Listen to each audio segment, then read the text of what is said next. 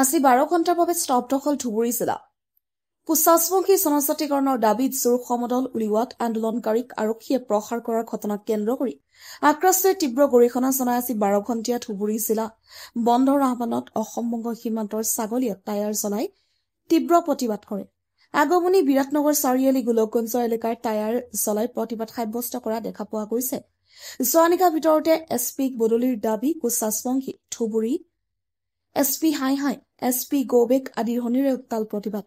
আক্ৰাসৰ প্ৰতিবাদত জঁপিয়াই পৰিছিল অসম আৰক্ষী। খিলঞ্জীয়াক আক্ৰমণৰ পৰিণাম ভুগিব লাগিব আৰক্ষীয়ে।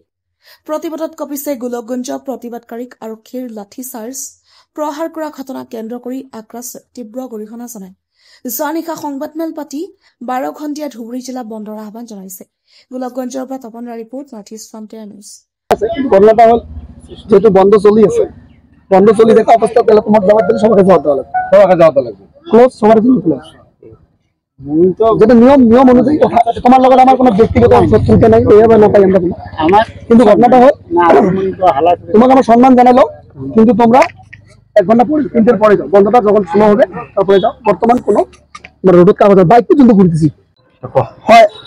সঁচাকৈ যোৱাকালি গোলকগঞ্জৰ আক্ৰাসৰ যি জোৰ সমদল যি প্ৰতিবাদী কাৰ্যসূচী আছিলে, এই কাৰ্যসূচীত অসম চৰকাৰৰ যি গুণ্ডা বাহিনী ধুবুৰী জিলা প্ৰশাসনে কোচ ৰাজবংশী এই আক্ৰাসৰ সতীৰ্থ লগতে সাধাৰণ ৰাইজ আৰু আমাৰ কোচ ৰাজবংশী মহিলাসকলৰ ওপৰত যি নিৰ্মমভাৱে যি নিৰ্দয়ভাৱে যি প্ৰহাৰ কৰিলে, এই কাৰ্যক আক্ৰাসে আমি তীব্ৰ ভাষাৰে গৰিহণা দিছোঁ আৰু তীব্ৰ নিন্দা জনাইছোঁ। আৰু তাৰ লগে লগে ক'ব বিচাৰিছোঁ, আপোনালোকে জানে যে আক্ৰাসে 1990 চনৰ পৰা জনজাতিকৰণৰ আন্দোলন কৰি আহিছে। আজি 30টা বছৰ পাৰ হৈছে, কিন্তু এই বন্ধ কিন্তু সঁহাৰি জনাই আজি কোনো এখন চৰকাৰী সঁহাৰি নজনালে। ঠিক একেদৰে বিজেপি চৰকাৰেও কিন্তু 2014 চনত আজি কিন্তু গাঁতিত বহিছিল এই আমাৰ কোচ ৰাজবংশী জনগোষ্ঠীৰ 6 মাহৰ ভিতৰত জনজাতিকৰণ দিব বুলি খুদ ভাৰতবৰ্ষৰ সন্মানীয় প্ৰধানমন্ত্ৰী নৰেন্দ্ৰ মোদী ডাঙৰীয়াই 2014 চনত কাকৈজানত বঙাইগাঁৱত আহি কৈছিলে যে কোচ ৰাজবংশী জনজাতিকৰণ হ'ব।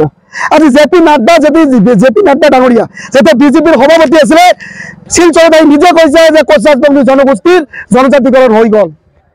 আজি আপোনালোকে জানে হৰিহাটৰ গোলকগঞ্জৰ যি শ্বহীদ দিৱস আছিল আক্ৰাসৰ, সেই আক্ৰাসৰ শ্বহীদ দিৱসত খুদ মুখ্যমন্ত্ৰী ডাঙৰীয়া বৰ্তমানৰ তেতিয়া বিত্তমন্ত্ৰী আৰু PWD ৰোড মিনিষ্টাৰ আছিলে, সেই সময়ত কিন্তু আহি কৈছিলে যে 90% কাম ইতিমধ্যে কিন্তু সমাধান হৈছে।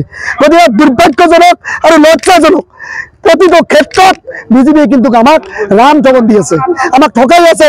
আচলতে বিজেপিখন যে এখন মিছলীয়া চৰকাৰ, এখন ফেচিষ্ট চৰকাৰ, এই কথাটো কিন্তু কালিৰ যি ঘটনা সংঘটিত হৈছিলে, যি নিৰ্মমভাৱে প্ৰহাৰ কৰিছে কোচ ৰাজবংশী মানুহৰ ওপৰত, মহিলাৰ ওপৰত যি ৰঙা তেজেৰে কোচ ৰাজবংশী যি ফাগুৱা কেলে ধুবুৰী জিলা প্ৰশাসনে, এয়া অতিকৈ নিন্দনীয় আৰু গৰিহণাযোগ্য। আৰু আমি দাবী জনাইছোঁ অতি সোনকালে কোচ ৰাজবংশী জনগোষ্ঠীৰ জনজাতিকৰণৰ দাবীটো অতি সোনকালে জনজাতিকৰণ দিব লাগে।